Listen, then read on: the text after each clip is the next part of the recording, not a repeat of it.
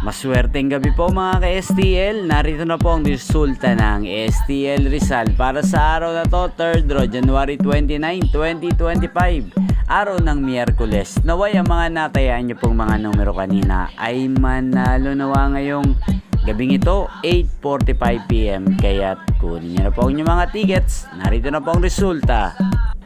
Ang mga numerong nanalo sa STL Rizal ngayong gabing ito, January 29, 2025, 8:45 PM. Third draw result, 7 at 8.